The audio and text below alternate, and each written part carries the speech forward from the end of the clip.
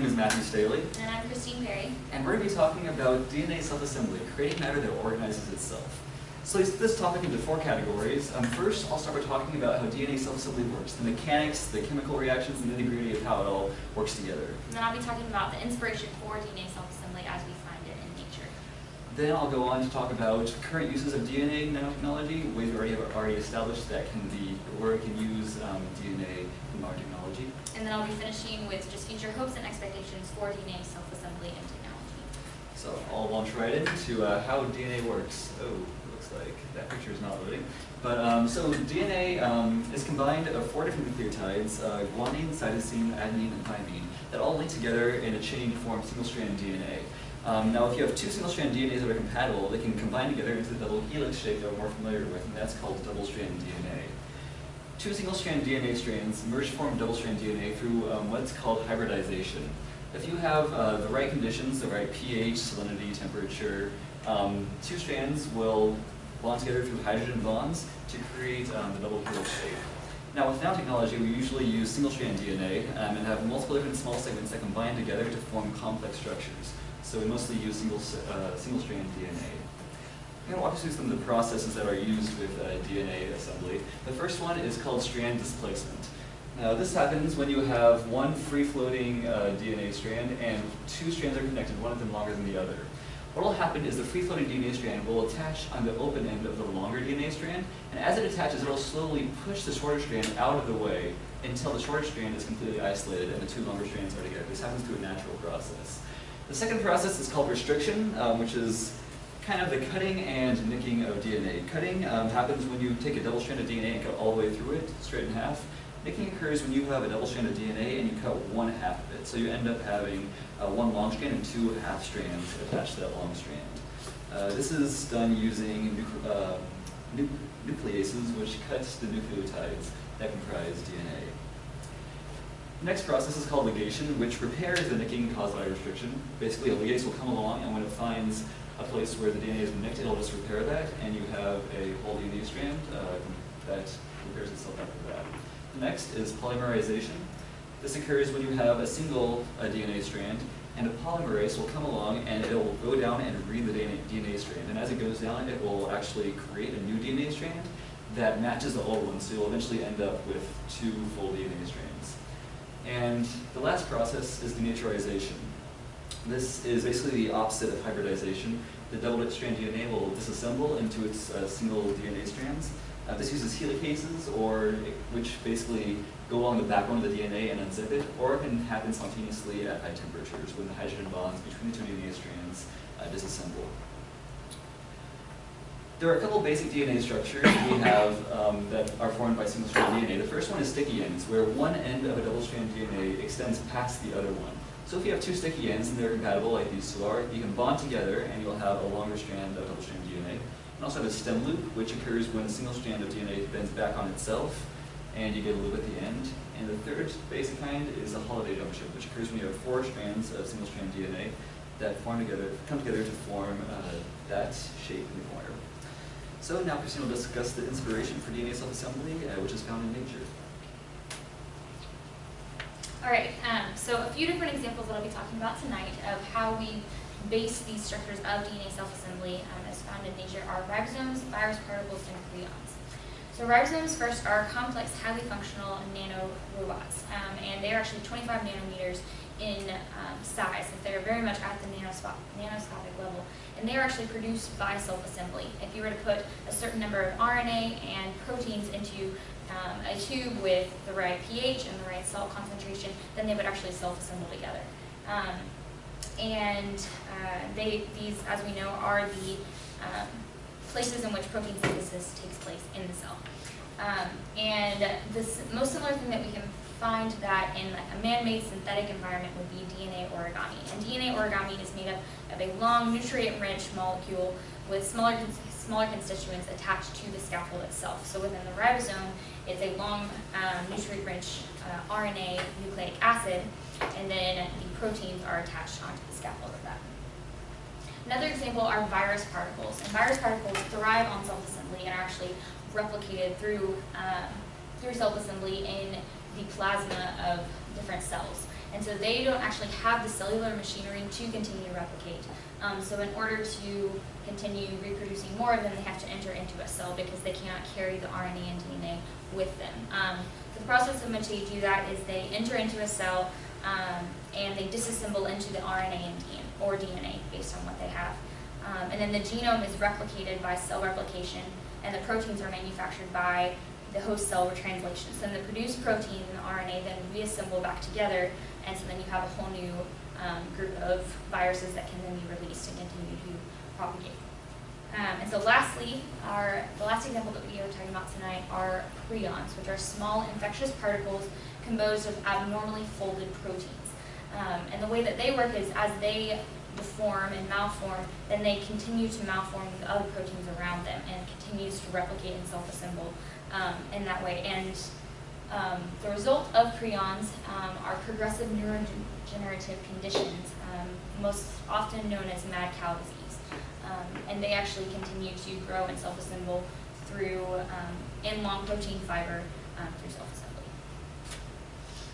All right, so now we've looked at DNA, self-assembly, how it works, and where it comes from in nature. We're going to look at some ways it's already being used in nanotechnology. Now, there's three current ways it's being used. The first is computing, the second is information storage, and the third one is three-dimensional nanostructures. So let's look at computing. The way computing is done with DNA is you have DNA tiles, where you have a bunch of single strands of DNA that form together to create these tiles. There's 4 different kinds of tiles. Here we have a TX, DX, cross tile, and 3-point star hexagonal. The cross tile is one that is most commonly used. So each of these tiles has sticky ends on the end, so it can bond to other tiles of DNA, and I'll show you how that works out in computing. So in this example, what we have is 3 different kinds of DNA tiles. We have these blue tiles here, which are the input tiles. They're like a program that's already written into your computer, bits of information representing ones or zeros that are already encoded into your computer. Then with that code, you can have what are called corner condition tiles. This is like inputting a keystroke or some information put into the computer, and that inputs certain DNA tiles into a corner of the DNA. Then once these are in place, the red tiles are bits that self-assemble. The sticky ends of the red bits can only attach to certain sticky ends of the blue and green bits, and so by creating the tiles in a specific way ahead of time, you can essentially create a self-assembling process that will work its way up this chain, essentially doing a computation through DNA tiles. So that's one way that DNA is used in computing. Currently, it only works in 2 dimensions because these tiles are like flat squares, so it forms a lattice work that's 2-dimensional. But scientists believe it could be altered to work 3-dimensionally and get even faster processing times. DNA computing is very fast because it works on such a small scale that the chemical processes are incredibly fast, much faster than our current computing technologies. DNA can also be used for information storage. If you think about it, there's 2 kinds of bonds in DNA. You have guanine cytosine bonds and adenine thymine bonds. So those can eventually pretty much form ones and zeros like the bits in a computer, which forms an incredibly efficient storage space. Scientists have found that if you have 1 cubic millimeter of DNA, it can store 1 cubic millimeter can store 1 million gigabits of information, which in more applicable terms, you can store all the information produced by humanity in 1 year in 4 grams of DNA. So it's incredibly efficient. And it's very durable as well. If you had DNA sitting out in your yard for a couple hundred years, it would still be in the same condition as you left it.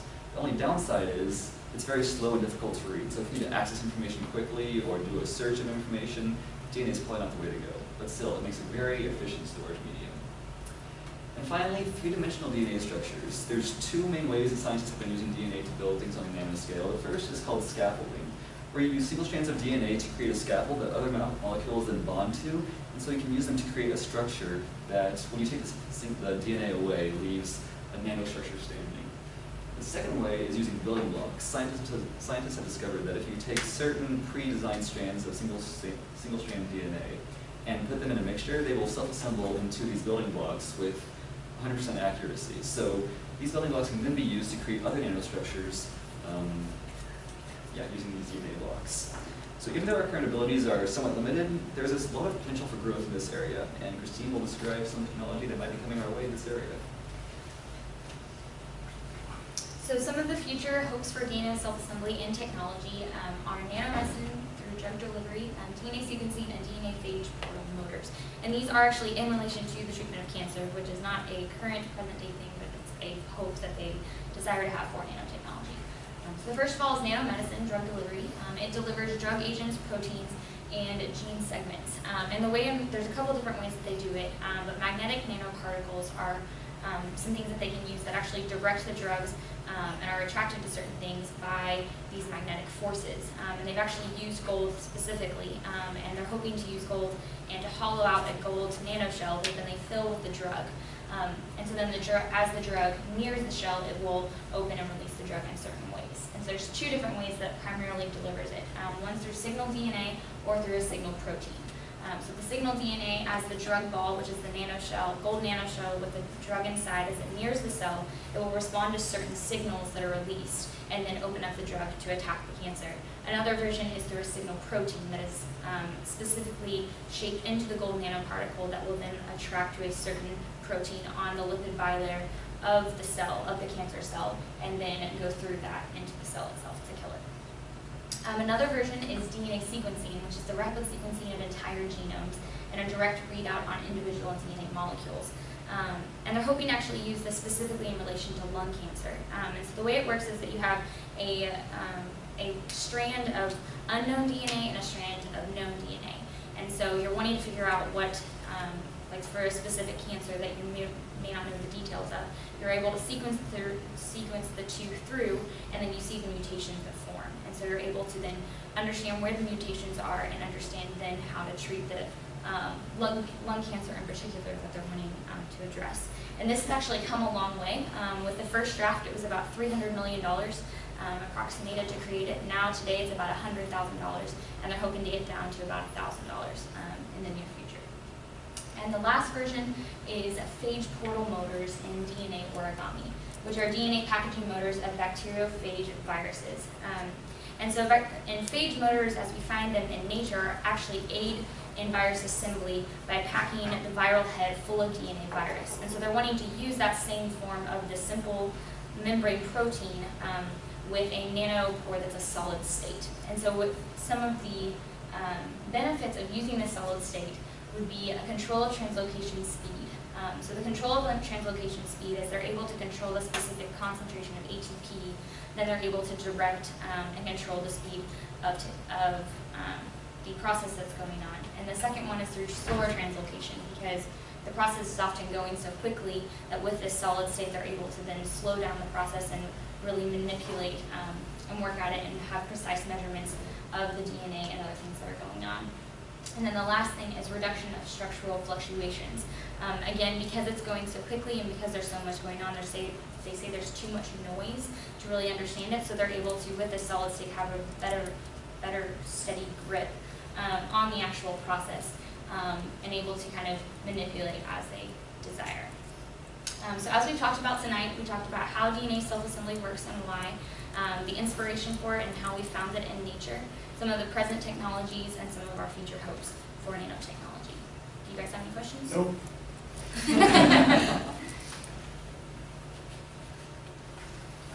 It's gotta be something. What's the difference between single-strand DNA and RNA? The thymine and the uracil. So in RNA, they trade out the T and the U. And actually, oh sorry. Yes, what's the difference between a single-stranded DNA? Single-strand DNA and RNA. Single-stranded. And that's actually one thing I have to mention. With this phage portal motor, it currently works for single-strand DNA, and they're hoping it will work. Or sorry, it currently works for double-strand DNA, and they're hoping it will work for single-strand. That's in the works as well. Yeah. So what's the timeline on some of this stuff? It's hard to predict. As cell technology, it's hard to say exactly what's going to happen. They're researching it actively, and they've made a lot of progress in the last 10 years. So it's definitely exponentially increasing in ability. And I mean, currently you can literally order any DNA strands you want. Like you can say, I want this particular order of nucleotides, and they'll print it out for you, send it to you in the mail, and you can get it immediately. So there's a lot of ease of access for DNA and nucleotides, and yeah, it's very, very easy and accessible to scientists today. So it's pretty feasible. Very feasible. So we really don't need the nanobots to move things around. We just build the components to just connect to each other, self-assemble. Exactly. Right? Yep, it's simpler. Mm-hmm. Yep. All right, other questions or comments? Nope. All right, well, let's, then, thank our teachers. Really don't have time for another one, it's probably just